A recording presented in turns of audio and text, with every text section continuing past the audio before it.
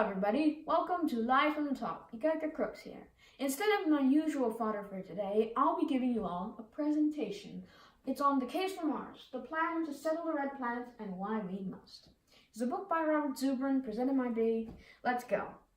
The main topic of this book has always been colonizing Mars. It's been a sci-fi dream for about 1 century, ever since Orson Welles pulled that radio crank in New York. And now that the Apollo project has last ended, people now want to go to Mars. The entire book is about convincing people on why we should go to Mars, or explaining how to get there using modern or even Victorian-era technology. It's seen as a plan and a next step to going humanity. See? Now, the book takes place from 1996 to 2100 AD.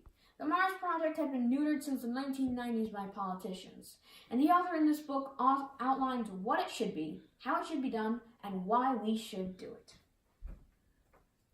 There's multiple different visions for Mars, including a terraformed climatological map, a political map with all the different colonies right here. It sees America, China, Africa, South America, Japan, India, Europe, Persia, Indonesia, the whole world really, including Antarctica with the polar region. The Case for Mars is really a future story about the plan Robert Zubrin has to get into Mars, and his ideas for convincing others on his plan, involving multi-pronged attacks with self-fueling rockets, all with today's or even with the past technology. It honestly makes me feel both happy and frustrated that we could have gone to Mars already, but Congress was even too indifferent or even nobbled to try and go there. The book sheds light on a big issue that affects everyone who wants to be a spaceman. We could build the rocket ships that would be able to refuel other ships, or even refuel themselves, out into the Kuiper Belt and beyond, with only 2 or so rocket factories. But we just don't. The whole shtick of humanity is really to explore and to discover. And the book outlines a very specific fact.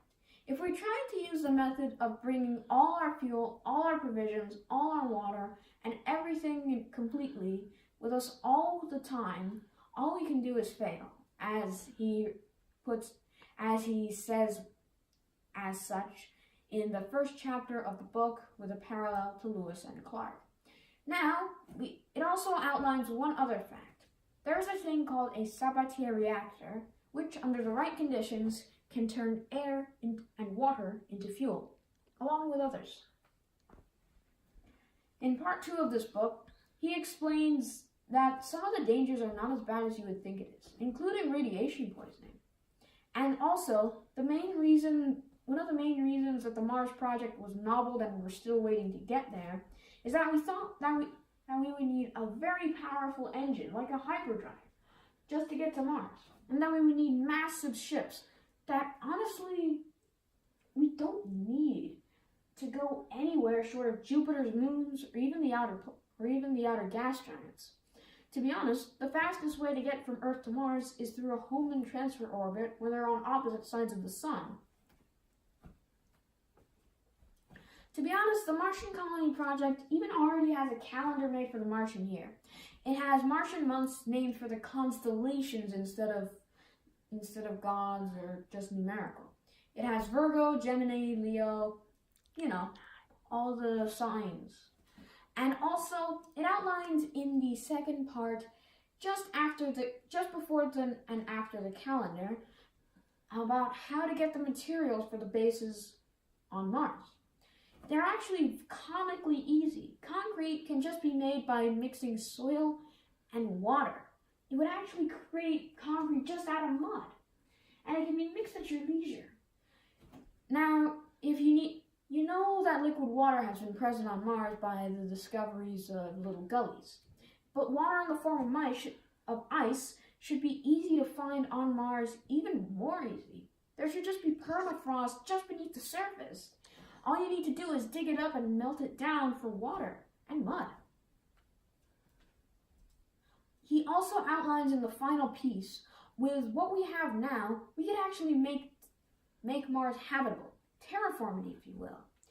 And that the processes that are making this world uninhabitable, global warming, climate change, and the like, would actually be just the things to turn Mars into a paradise. Go figure. One solar sail reflecting the sun onto the polar ice caps would melt enough greenhouse gases to actually start a runaway warming, not much else required. From there, just plant plants and it would grow just like this almost. Now, some facts. First off, did you know that the best meats for Martian colonists are fish and goats? Because of their low food requirements, and goats for the ability to milk, tilapia because it's easy to breed. And also the best style for construction on Mars is just a brick and earth mall shape, great atrium, a mall. And also, as I mentioned before, the Sabatier reactor. It can turn water and air, and even just some carbon and coal, into methane, natural gas, oil, water, even breathable air. And the fact that we're not using it is kind of outrageous, you see.